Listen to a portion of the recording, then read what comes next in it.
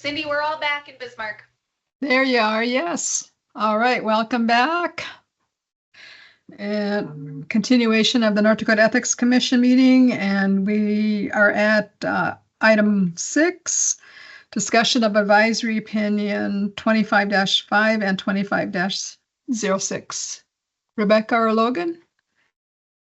I'm going to hand it over to Logan, but I think we're going to have Addie try and bring up the advisory opinion. Give us just a moment on the tech side.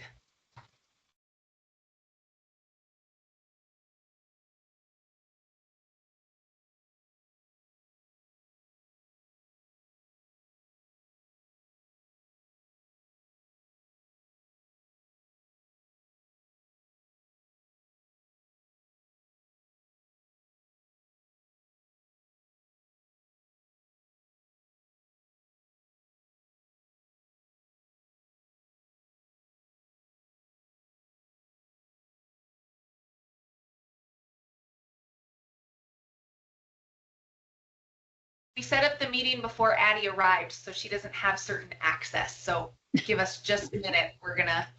Okay. Oh, there it's coming. Hi. Yep.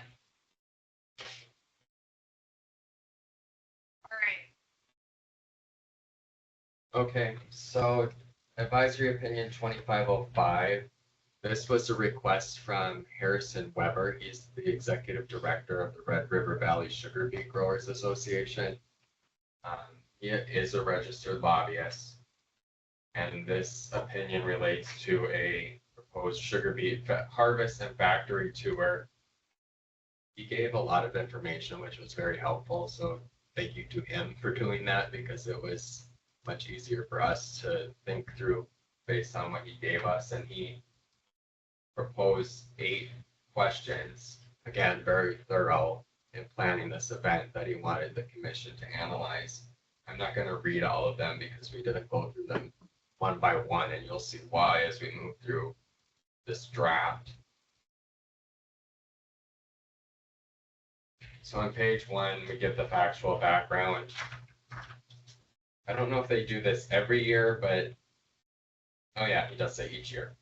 They do a sugar beet tour, harvest and factory tour each year. He says they do it for different people and diverse interests. It's through the Red River Valley Sugar Beet Growers Association, which you can see the information there on the screen. It's a 501c5.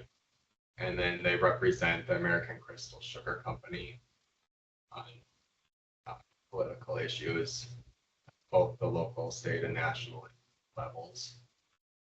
So this event is unique since it's in the Red River Valley because it involves crossing the river into Minnesota. So it's kind of a hybrid type event where it's both in-state and out-of-state. But you can see he provides a draft agenda or a sample agenda that they use for these tours, where they start with breakfast, they go to a sugar beet field, they tour the family farm harvesting and the field portion of it, they go to a receiving station. Then from there, I think it depends too where they're at in the harvest, where the field will be at. It could be in Minnesota, it could be in North Dakota. But then they go to the Moorhead Sugar Factory, have lunch in Minnesota, the sugar factory, and then tour the factory, do a plant tour, and then at 2 o'clock they're done after that. They provide, the proposal is that they provide the bus transportation, so they're all in one vehicle, which is much better for the farmers in their fields, according to Mr. Weber. But then he asks whether this is okay under the lobbyist gift prohibition, essentially, and how they could structure the tour with that in mind. So we go through the whole legal background. The commission's has seen this pretty much verbatim. It doesn't change much from advisory opinion to advisory opinion, but Article 14, the ethics rules, definitions of lobby and lobbyists, which is important for the analysis section, that they're different than what it is for a registered lobbyist.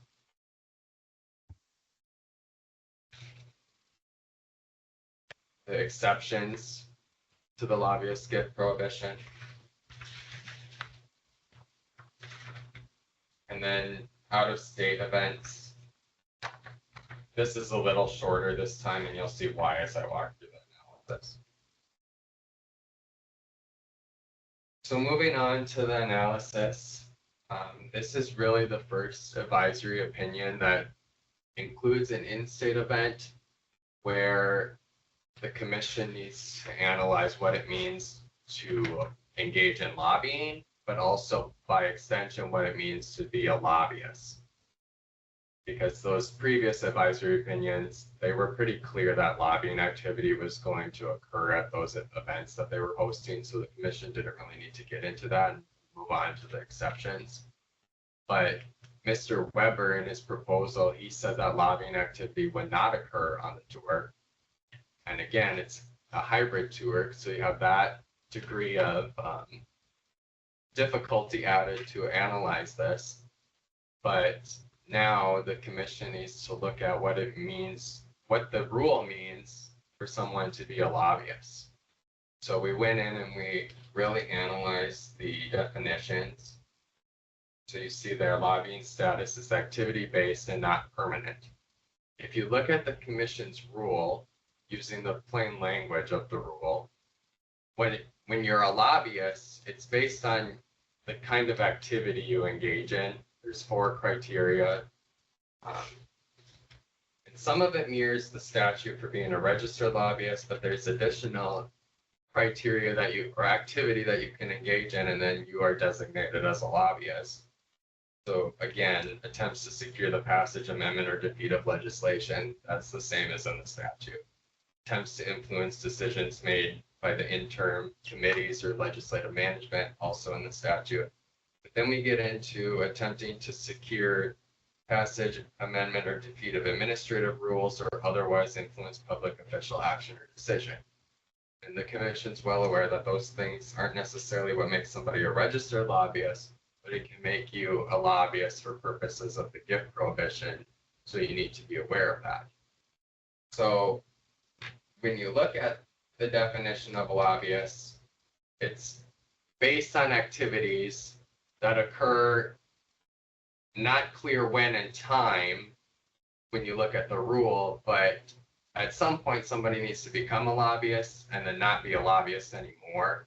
You can't just be designated as a lobbyist for life because you engaged in some activity. So what we really looked at is how close it is in time to lobbying activity to make somebody a lobbyist. It uses the present tense language to describe that lobbying activity. So again, you can see on your screen there, we wrote that indicates a lobbyist is tied to current or proximate lobbying activity.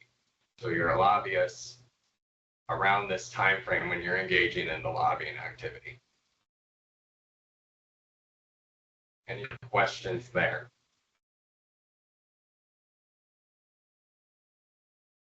Okay. So with that in mind, we look to what the association is doing on this tour. Yes, they're an organization that engages in lobbying at the legislature from time to time, but are they a lobbyist now when we look at it through this lens of the tour, what they're doing, what they're proposing to do this fall? We're a few months out from a legislative session, not sure if they even testified this legislative session, but looking at the activity that they're presently engaging in and whether or not they're a lobbyist under that understanding that it should be the present, what's going on currently, analyzing that they're not pushing for legislation, or they say they're not going to push for legislation.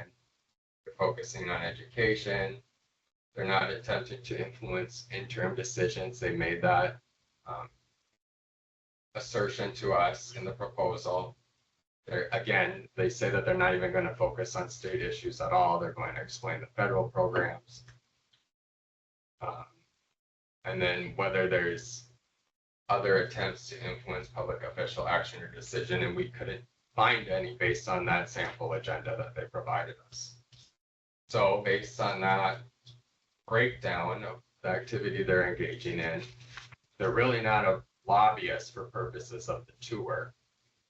So then the lobbyist gift prohibition wouldn't apply. And then you don't need to go further in the analysis to find an exception in that instance. You just say, well, you're not a lobbyist, so the prohibition in Article 14 doesn't kick in. So then it is okay. But they also have a registered lobbyist, and he asked whether his participation in the tour would make it more complicated or if it would prohibit it. So we analyzed that as well. Again, we're making the distinction here that being a registered lobbyist is different from being a lobbyist for purposes of the commission's rule and the definition in that rule and the lobbyist gift prohibition, because the definitions are different.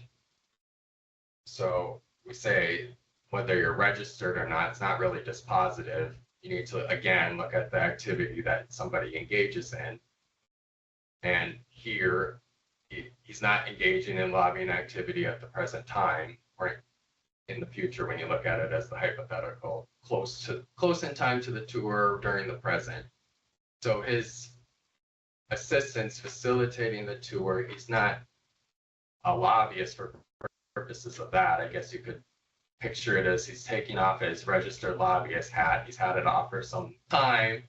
He's more serving the purposes of a tour facilitator, helping the association educate and take people through the factory, through the field, etc. Any questions on that, Mr. Weber's status? Okay. So this is where he asks in the request for further guidance regarding payment of travel expenses. So just in short here, because the commission above determines they're not lobbyists for purpose of the tour, no exception is necessary because the prohibition doesn't kick in. So you don't need an exception outside of that to make it okay. He also asked about the invite lists. There's no rule designating who you have to invite or who you can invite or etc. to events. So just noting that it's at their discretion. The commission doesn't wade into those issues. And then again, if you remember, he asked 8 questions. A lot of them are dependent on if it was a lobbyist providing it. If that was the answer that the commission drew, then we would have to gone through all the rest of the questions. But since we determined they're not lobbyists, we state that the remaining questions don't need it. You don't really need to answer them because it's answered in those other 2 questions. So just in conclusion, summing it up, no, the association and Mr. Weber are not lobbyists for purposes of the tour. Hosting the tour as described in the request is not lobbying under the commission's definition. Therefore, they may host it and provide the bus transportation and meals during the day. Don't need to answer the remaining questions, and they have the discretion to choose who to invite on the tour. Any questions from the commission?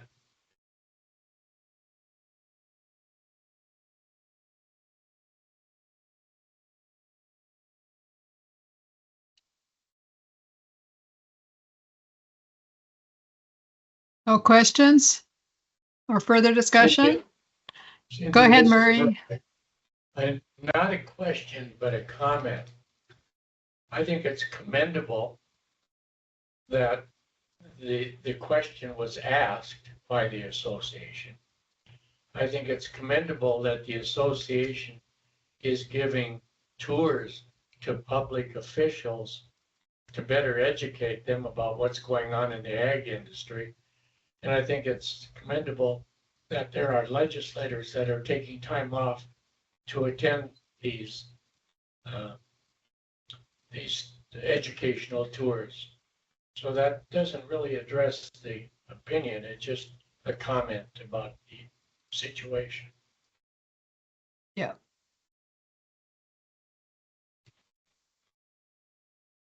Other comments? All right. So we would need a motion, please. I move that opinion 25-06, is that the number? 05. 05, I move that that be put in final form and published. It's already probably already in final form, but All right, do we have a, Rebecca's smiling at me, so she must know that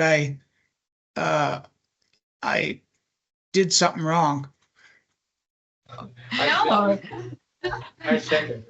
all right, we have a motion on the floor by Ron, second by Murray, Commissioner Murray, to approve the draft language and issue an advisory opinion on 25-05 to the requester and for publication on the commission's website. Do a roll call, please. Chair Lindquist, Aye. Commissioner Goodman, Aye. Commissioner Kozer, Aye. and Commissioner Stocksby. Aye. All right, thank you. Say, Moving Rebecca, just a minute. Yeah. Rebecca, was that you calling the roll? It was. I hadn't talked to Addie about doing that before, so I didn't want to put her on the spot. So Okay. we'll have her start doing it at the next meeting. Well, I noticed that while you were doing this, she was giving you looks like a dagger looks. She was saying, "Isn't that my job?" Okay, It is. It is. 'Cause I just need wanted- more work on my plate, Ron. What's that? I need more work on my plate, Ron. So There you go. Well, then you should give that to her. yeah. She will, she will. All right, let's move on to advisory opinion 25-06. Okay, I'm just pulling it up here.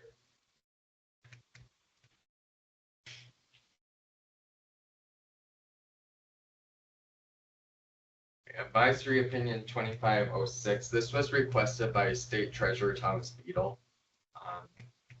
Treasurer Beadle he serves as the president for the National Association of State Treasurers. That organization was planning a trip to Israel. This is very similar to the request by Representative Ista, but through that organization, though, the National Association of State Treasurers, they were organizing that trip, and then they were approached by, I guess, they were working in conjunction with the Ministry of Foreign Affairs of Israel, and they approached them and said, well, we'll pay for the trip in conjunction with the Israeli Friendship League. And again, it's very similar. They cover their travel costs from New York to Tel Aviv, and including in-country transportation, hotel accommodations, etc. Very similar in that instance. I guess the distinction here is the additional source of funding from the Israeli Friendship League. But he also talks about the focus of the trip will be on the trade, finance, and investment landscape of Israel, including meeting with financial experts and some of the top company executives, and meeting with government leaders discussing the impacts of Israeli bonds on the economy. And then he does make the note that our state does hold some investments in Israel. And so he quote, this is a good opportunity to see how the country's position itself for future growth, unquote. So for his opinion, there's two questions. One, whether the trip is permissible, having those two entities pay for it. And two, he asked specifically about other events where he accepts speaking fees, if it's permissible for him to go to other events. Like this question is similar to the Senator Braunberger opinion, where he asked if he could accept speaking fees when he went to an event there was a question of whether lobbying was going to occur or not. So just going through the factual background, I just summed up most of the trip. Again, we reached out to the Consulate General of Israel to the Midwest to we posed the same questions to them that we posed for the Representative Vista opinion, and they informed us that there would be no action items or requests of the attendees at this trip as well. So again, the legal background looks very familiar, if not exactly familiar, to the Representative Vista opinion. Out of state events, this is a lot of this is based on advisory opinion 2302, quoted from that opinion. And then the travel expenses and that fair market consideration exception. This is pulled from advisory opinion 2502. That's the Senator Braunberger opinion. And when it's okay to accept speaking, the travel expenses for speaking if you're providing a speaking service that is roughly the same in value as the travel accommodations and your travel and lodging expenses. So moving through the analysis, again, when he is asked to go to this Israel trip, he's not been asked to provide part of the programming.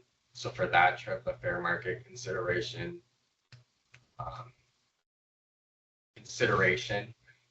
does not apply. It's not an exception, but it doesn't apply to this analysis because he's not necessarily working for the sponsors of the trip while he's there.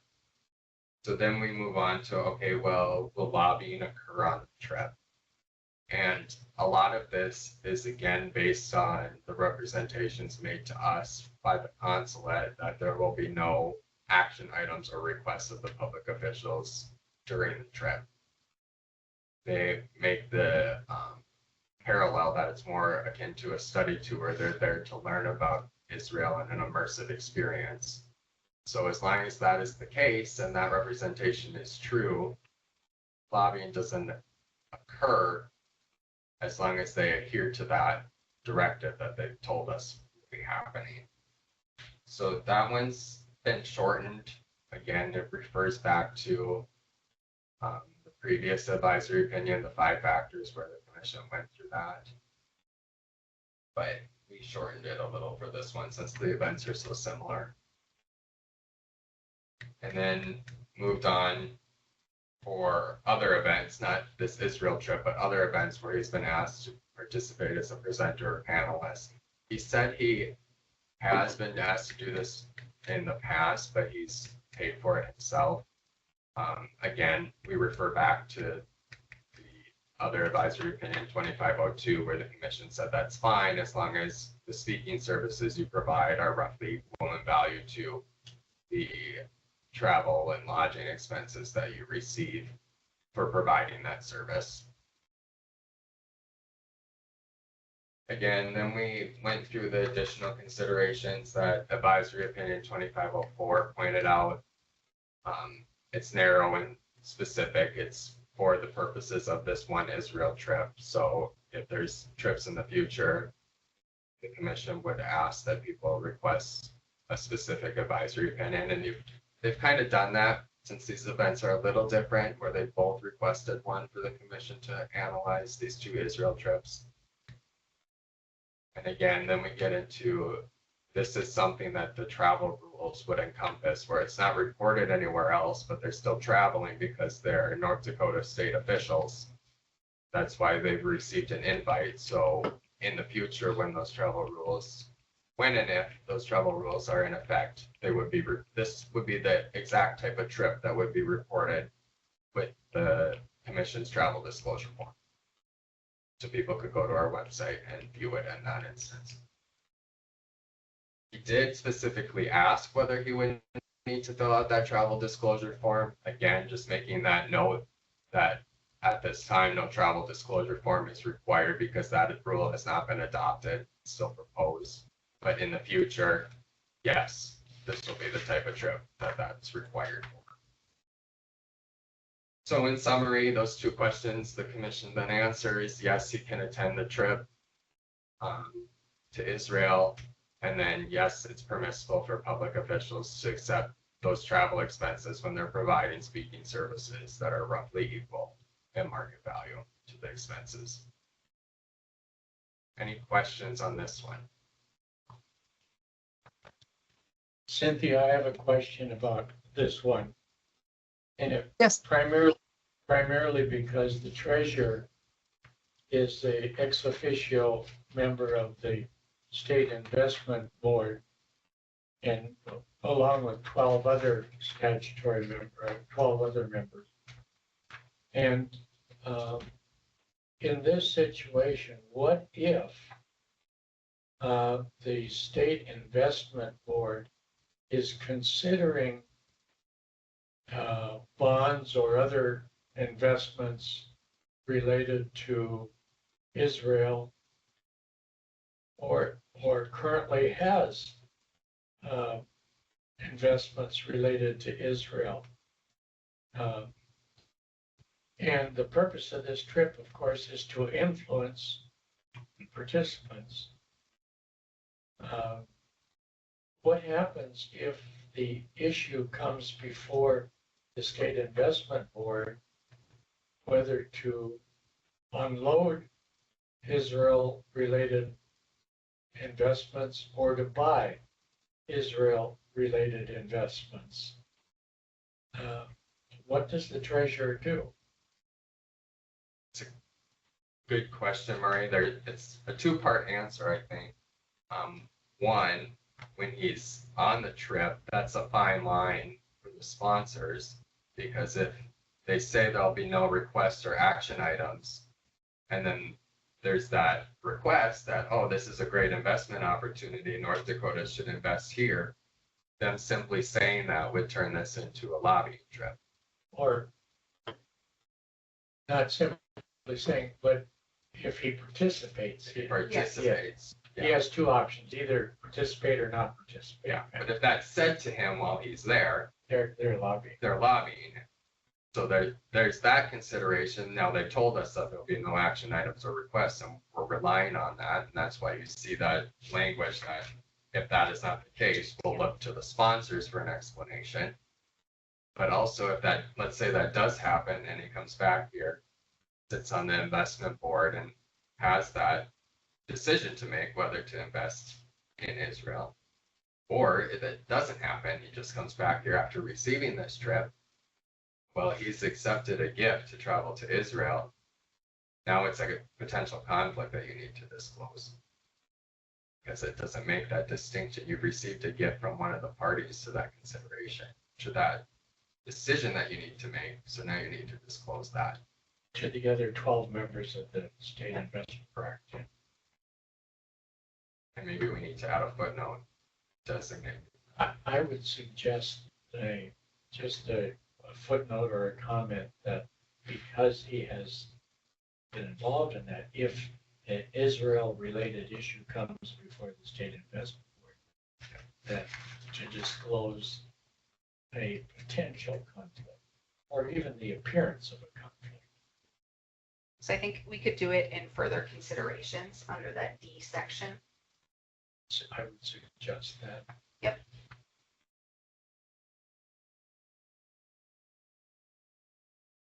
Okay. Ward and Ron? Yes, I have a You're- comment. Okay, go ahead. And I'm not suggesting that this be changed in any way, but it would seem to me on a conference like this that there would be other participants from other states that go. And as a consequence, there may be other participants that ask their commission, their ethics commission, for an opinion. Do you think there'd ever be a time when we would want to consider a joint opinion with another state in a situation like this, or several states? Are you asking me, Ron? Yes.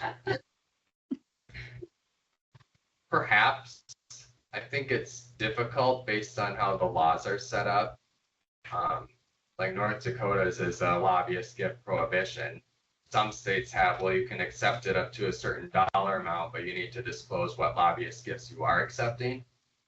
So since that varies by state, and I'm not sure if there's one that's exactly the same as North Dakota when it comes to lobbyist gifts. There might be other issues where our laws are aligned in that way where it would make sense, but I'm not sure for this one. So Ron, just to give you some factual background, when we got Representative Ista's request, both Logan and I did some additional research. Logan found a individual who had previously went on the trip from Arkansas and figured out how Arkansas handled that trip and what happened. And then he had to disclose that on his financial reporting that year. And so that is how Arkansas dealt with it. They can accept up to a certain dollar amount, I believe.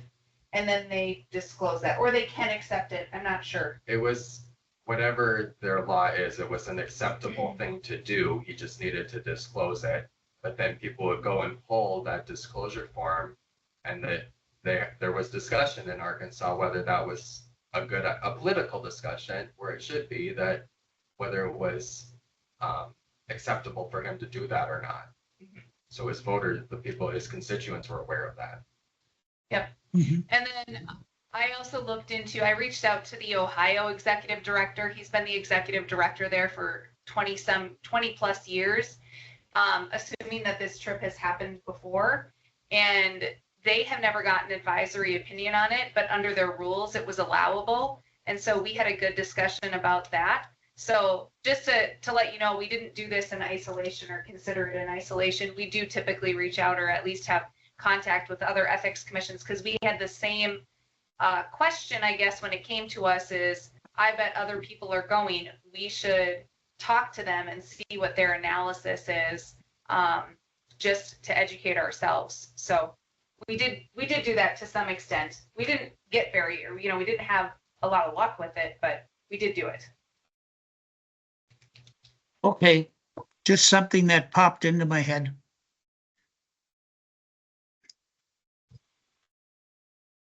I have nothing further, Cindy.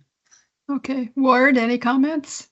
No, just I'm fine with the opinion as it's been drafted. Okay. So someone want to do a motion, please?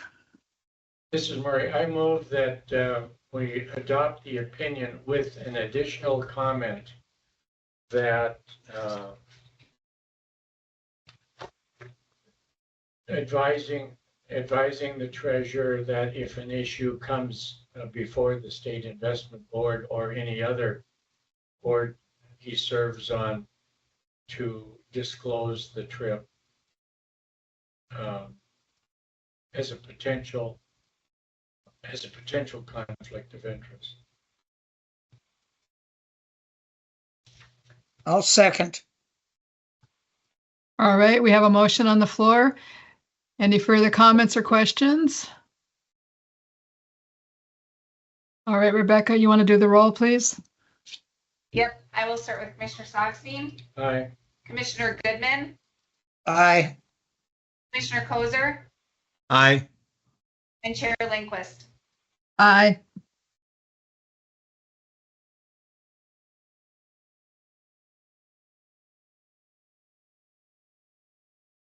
All right.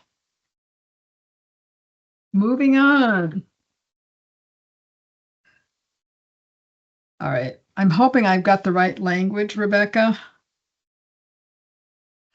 So the language that's on the agenda, is that the correct? To go into executive session, Cindy, Yes.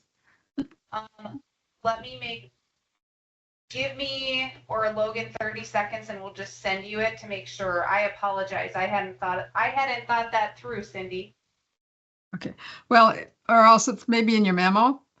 So this item must be discussed in executive session, and I'm referring to complaint number 25-069. The authority for closing this portion of the commission meeting is in North Dakota Century Code sections 54-66-12 subsection 1 and 54-66-12 subsection 3 and 44-04- 19.2 subsection 1. Information regarding the content and parties to the complaint to the Ethics Commission is confidential. Okay, There's a little more, Cindy. I have it, Logan. Got it. Cindy, I'm gonna quick send you the rest of it. Do you have your state email open? No. That might be too much tech work for me. What was that? Yeah, just put it up. We'll just put it up on the screen, Cindy. But I'm gonna also send it to you too. Thank you. Do I need to read it? Yes. All of Sorry. it? Yeah, This- sorry. This line, Cindy. You already read the top, so. Yep, you already read the top. You're almost there. Okay. As the complaint must be discussed in executive session, no motion is needed to enter executive session. The executive session will be recorded, and all members of the governing body are reminded to limit their discussion during the executive session to the announced topic. Any collective decision, collective commitment, or other final action by the governing body must occur after it reconvenes in an open meeting. The prohibition on taking final action during the executive session does not apply to providing guidance or instructions to our attorney. We will now ask the members of the public who are attending the meeting to leave the meeting. We will anticipate adjourning the executive session and reconvening for the open portion of the meeting at approximately 11:20. 11:15. at 11:15 a.m. The minutes will show that the executive session began at approximately 11:08 a.m. and was attended by Commissioner Sagsveen, Commissioner Kozel, Commissioner Goodman, Commissioner Lindquist, Executive Director Binstock, Logan Carpenter, attorney, and Ms. Mose. Ada Moose. Sorry, I'm Yep. gonna. Okay. We will now go into executive session. So we are back in regular session for the North Dakota Ethics Commission for the special meeting. And I believe we have a motion coming forward. I would Cindy, make a motion. Excuse me, go ahead. State the time that we adjourned executive session, just for the record. Sorry, that's also part of the script. All right, and noting that we adjourned the executive session at approximately 11:14 a.m. Thank you. Okay. I would make a motion that we direct Executive Director Binstock to summarily dismiss complaint number 25-069 for lack of subject matter jurisdiction. I'll second. All right, any further discussion? Call the roll, please, Rebecca. Commissioner Sagsveen, Aye. Commissioner Goodman, Aye. Commissioner Kozer, Aye. Chair Lindquist. Aye.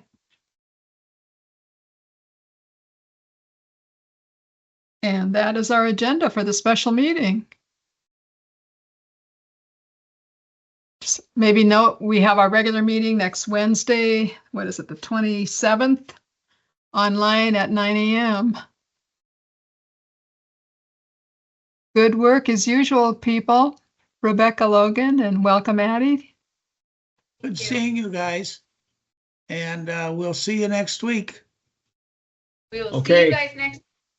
And don't forget, we're going to have homework on Friday when Rebecca sends us the draft annual report. Okay. Okay. All right. Try to send it earlier. I will do my best. Thank you all. Good work.